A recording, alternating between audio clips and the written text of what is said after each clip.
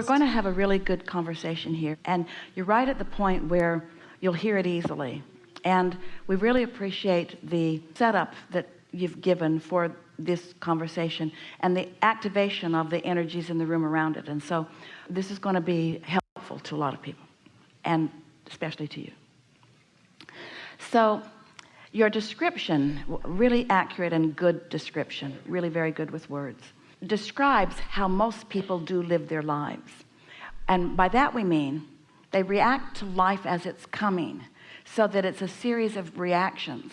And it's a physical, action-oriented, doing the best you can given the circumstances that you're living in sort of life.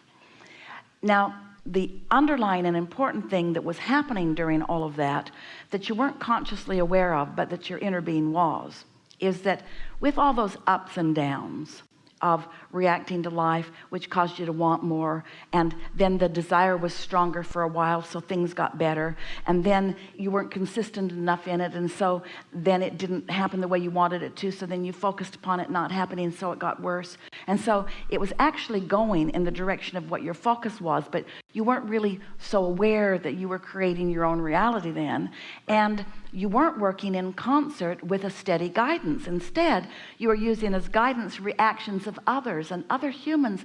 They're a terrible gauge. They're really fickle, awful guidance to use, because first of all, they're not that interested in you, not as much as you'd like to believe that they are, and next, most of them are not that stable either. So it's just a bunch of bobbing corks on a raging sea sort of thing, and then you get very philosophical about how your life's going, and so not very satisfying. But the underlying thing that is happening during all of that is that you are launching rockets of desire. And the desire is, I want to understand this. I want to fulfill my reason for being. I want to hook up with that greater guidance. Things that you knew coming in, life has now buffeted you about enough that you've launched those strong rockets.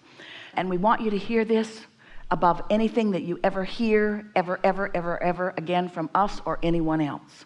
This is what we want you to hear. The universe always hears what you mean, not what you're saying. So your life caused you to offer a vibration which caused you to create a vortex. So the meaning that you were radiating to the universe was not, I want out of this physical experience. The meaning that you were radiating was, I want to understand it. I want to flow with it. I want to be in the flow. I want to fulfill my purpose. I want to understand. I want to be deliberate. I want to have steady control of my own life experience.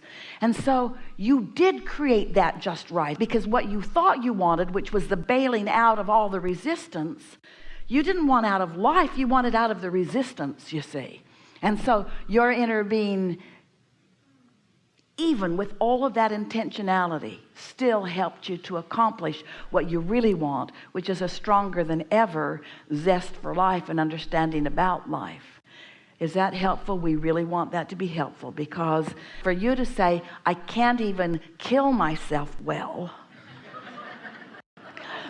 couldn't be a more bogus statement. The statement that you want to make is, my inner being knows who I am, and that will always be dominant. And I wasn't as far gone from my inner being as one might believe, because here I am now with a new zest for life. Yes? Appreciate that. Yes, thank you. So now, fast forward to now, and you heard all of that, you got all of that. We know you got all of that. So now what? What's this moment in time about? So I feel like the weight's off a bit.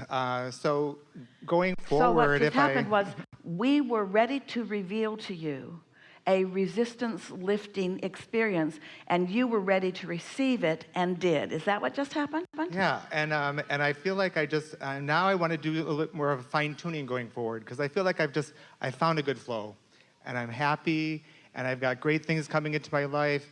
But to be honest, I'm okay with whatever outcome is. But then that's where it's hard to ask, because Am I okay in a relationship or out of relationship? And then you want both equally. How do you know? It's too complicated, and you can't get there from there anyway. So we're just going to take another approach to this. And we're just going to give you a universal law principle that we haven't been talking about for very long, but that you're really ready to receive. And when you get this one thing that we are going to convey to you here in a really strong state of clarity, you're going to get this, and it's going to serve you enormously well. And all of that stuff that was going on just now as you asked the question is just going to lift off of you too. Here it is. Oh, we're out of time. No, here it is. No. Here it is. Here it is. It isn't about anyone else, which is hard to hear because they're everywhere. And they seem important to your life.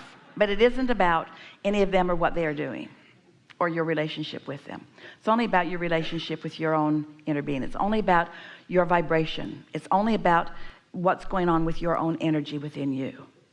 So when you get something from a situation or from a person that you don't like, and you have a reaction to it, usually a negative reaction if you don't like it, if you could say to yourself, there's only attraction, there's only attraction, there's only attraction, there's only attraction. There is no assertion. So nobody else asserted that. Not God, not that person. Nobody has asserted anything. It's only attraction. I attracted this. Well, sometimes that's a really sucky thing to hear from yourself about yourself, because you don't want it, and why would you attract something that you don't want? But start there. It matters that you start there. There's only attraction, only attraction, only attraction, only attraction. There's no assertion. Only attraction, only attraction, only attraction. So here, Esther just had this epiphany really recently. Here's the thing that we really want you to hear. You know why that's so surprising and maybe even concerning to you? Because you thought you had more control over your life and others with your words than you do, with your action than you do. It's attraction, attraction, attraction, attraction, attraction. It's vibration, vibration, vibration, vibration, vibration. Doesn't matter what your words are. It's what you're feeling about something. And what causes the confusion, every bit of that confusion that you were introducing into the conversation here, is because you say things and therefore you think you believe those things because you've been saying them for a long time. But the universe responds to you what you're offering vibrationally. That's why you didn't die. Your words were about that. Your action even was about that. But your vibration was something very different from that. Oh, you're going to find such clarity and freedom when you finally own up. Esther had an experience with someone that she has a big reason to care about, where her steady words for a long period of time were as if they didn't exist at all. And Esther had to realize, oh my God, I've got a vibration going that is different from my words, and that's why I'm getting this.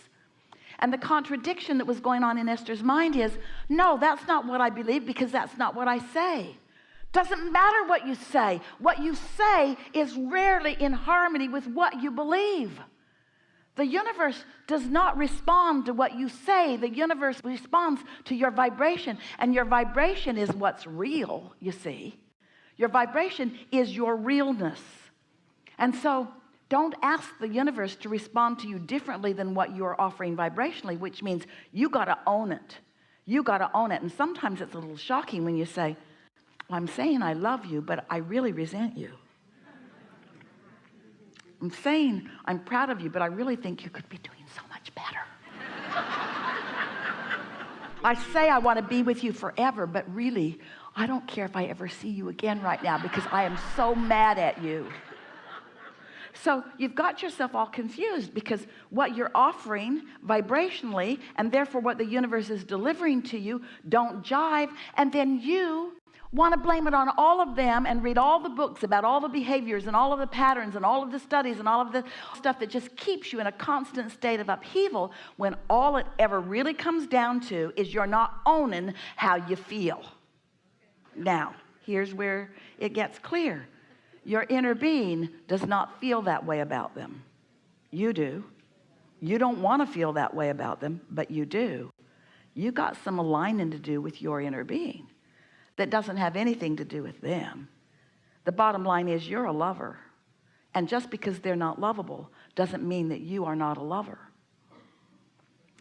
So you don't do this to control the behavior of others. You do it to come in alignment with who you are. You gotta love. You gotta love. You gotta love you. You gotta love the others. You gotta trust. You gotta trust you. You gotta trust the universal forces. Is this a little bit helpful? Can you sort of get where we're going with this? Let's just recap, because again, we're over the segment. You are offering a vibration that often you don't want to own or admit, because it doesn't fit in with the patterns that you've decided are the appropriate behavior for whatever. And so it's a constant awareness and alignment process of figuring out what your inner being is thinking right now, right here about this. Because your inner being is always right on. Your inner being walked every step with you. Your inner being experienced every beating you experienced. Your inner being knows all the people you ever knew. Your inner being knows all those ups and downs that you lived. Your inner being knows what you launched, the rockets of desires, every single one of them. And your inner being rode the rocket every single time and took the evolution that your life produced for you. Your inner being just got there first.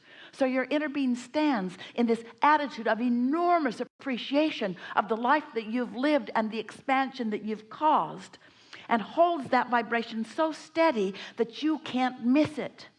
And when you use words to deceive yourself of what you're really feeling, you can't get back on track. Did you hear what we just said?